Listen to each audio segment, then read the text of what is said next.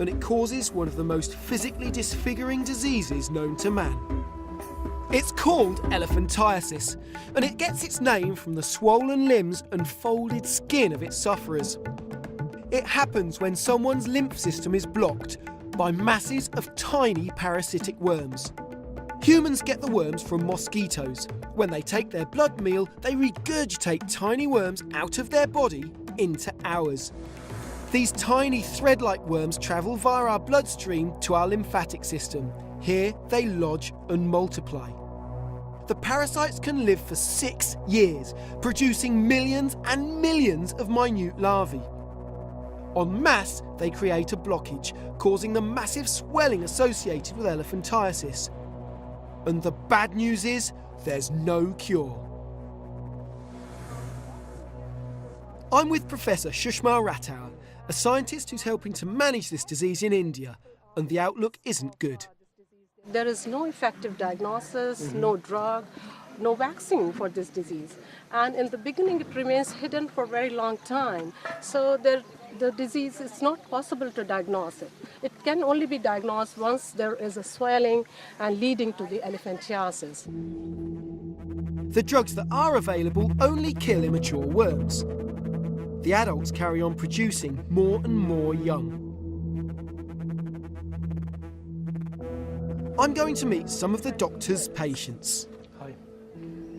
Professor, this gentleman, he looks quite badly swollen, and in both legs. Yeah, in both legs. This is quite unusual. So he's having this infection more than 30 years. He had infection first in the one leg. Then he took the antifilarial drug. Right. And after that, he developed swelling in the second leg as well as in his hand. His hand as well.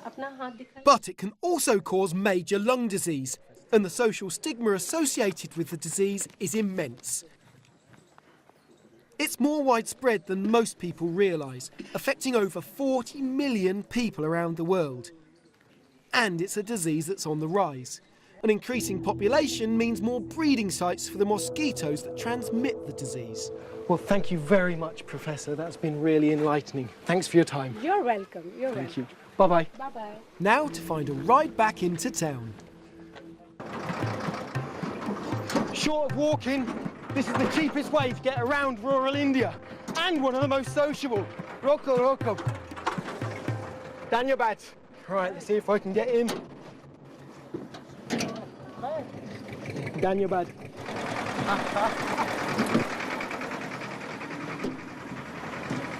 I love this form of transport. You get to meet people, you've got a wonderful view, and you don't have to worry about any other traffic on the road because you're bigger and you're taller than them. But it does have a drawback. We're packed in so closely together, if I'm not careful, I could end up with a very unwelcome hitchhiker. Body lice. These little bloodsuckers have hook-like claws on their legs which are specially adapted for holding tight to fibres and hairs. They evolved from head lice as humans began to wear clothes. Hiding in the seams of clothing, they only come into contact with our skin when they want to feed. Their piercing, sucking mouthparts are perfectly designed to siphon out our blood. Body lice need human blood to survive. Without it, they can only survive a day or two. But if they're well fed, they can suck blood for a long time. Telltale signs being little pieces or blotches of red faeces that they produce as they eat. But their faeces can contain bacteria which causes a disease called typhus.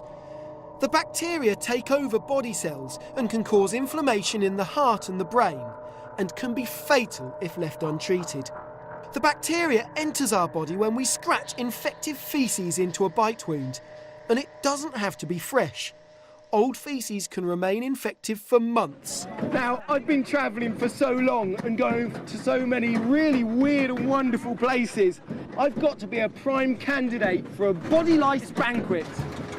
And the main reason is that I haven't been doing my laundry. One of the problems with body lice is that you don't just have to get them off your body, because they infest your clothes as well. And they're tenacious little beasts. They get into the seams, in the pockets, so the only way to get rid of them is to wash your clothes thoroughly.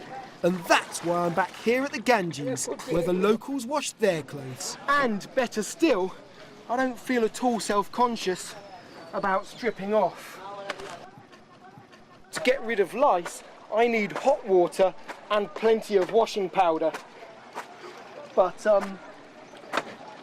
my white body's beginning to draw a little bit of attention, and I've just realised I might be stuck here quite a while, because I'm not going to put soaking wet clothes straight back on. Now look at that guy. Hardcore spin cycle, Indian style. Bet that keeps him fit. Oh, that's hot. It's very hot. To tell you the truth, this really isn't something I planned to be doing on my trip, but at least I'm clean and hopefully lice-free. Hiya. Washing day. Right when I'm starting to feel at home.